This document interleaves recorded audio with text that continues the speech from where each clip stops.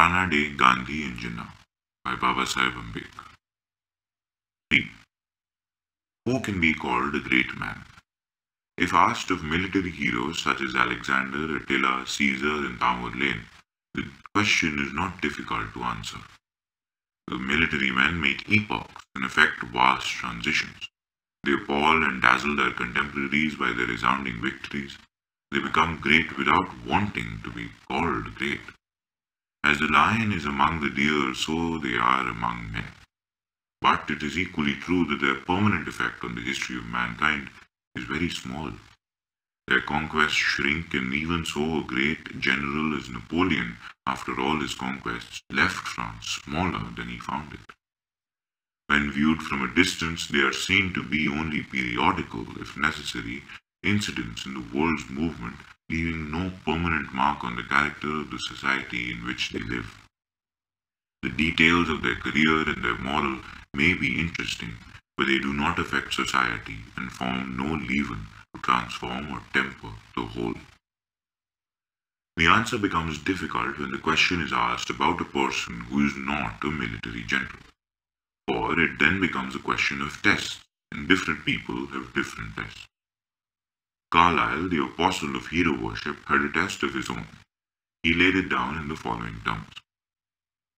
But of great men, especially of him, I will venture to assert that it is incredible he should have been other than true.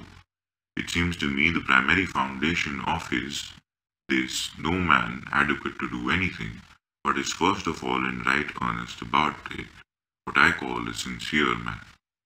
I should say sincerity, a deep, a great, genuine sincerity, is the first characteristic of all men in any way heroic.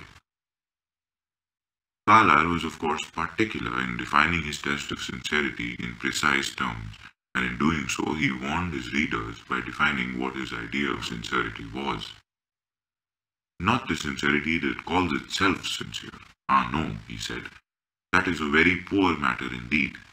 A shadow, braggart, conscious sincerity, oftenest self-conceit mainly. The great man's sincerity is of the kind he cannot speak of. He is not conscious of it. Nay, I suppose he is conscious rather of insincerity. For what man can walk accurately by the law of truth for one day? No, the great man does not boast himself sincere, far from that. Perhaps does not ask himself if he is so. I would say rather his sincerity does not depend on himself. He cannot help being sincere.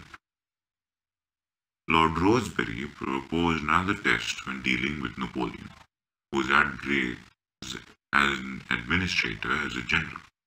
In answering the question, was Napoleon great, Rosebery used the following language. If by great we intended the combination of moral qualities with those of intellect, great he certainly was not. But that he was great in the sense of being extraordinary and supreme, we can have no doubt. If greatness stands for natural power, for predominance, for something human beyond humanity, then Napoleon was assuredly great. Besides that indefinable spark which we call genius, he represents a combination of intellect and energy which has never perhaps been equaled, never certainly surpassed. There is a third test suggested by the philosophers, or to be more precise, by those who believe in divine guidance of human affairs. They have a different conception of what is a great man. To summarize the summary of their view, as given by Rosebery, a great man is launched into the world as a great natural or supernatural force, as a scourge and a scavenger, boon to cleanse society and lead it on to the right path, who is engaged in a vast operation, partly positive, mainly negative, but all relating to social regeneration. Which of these is the true test? In my judgment, all are partial, and none is complete. Sincerity must be the test of a great man. Lemontquieu once said that the most statesmen are not necessarily great men, and obviously these on whose experiences he founded his opinion must have been those wanting in sincerity.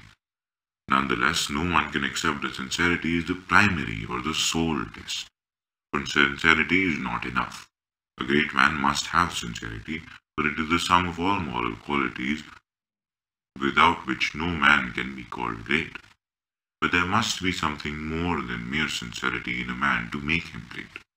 A man may be sincere and yet he may be a fool, and a fool is the very antithesis of a great man. A man is great because he finds a way to save society in its hours of crisis. But what can help him to find the way? He can do so only with the help of intellect. Intellect is the light. Nothing else can be of any avail. It is quite obvious that without the combination of sincerity and intellect, no man can be great. Is this enough to constitute a great man? At this stage, we must make a distinction between an eminent individual and a great man. For I am certain that a great man is something very different from an eminent individual.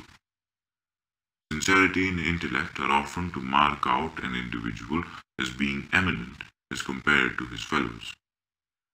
But they are not enough to raise him to the dignity of a great man. A great man must have something more than what a merely eminent individual has. What must be that thing? Here comes the importance of the philosopher's definition of a great man. A great man must be motivated by the dynamics of a social purpose and must act as the scourge and the scavenger of society. These are the elements which distinguish an eminent individual from a great man and constitute his title deeds to respect and reverence. The end.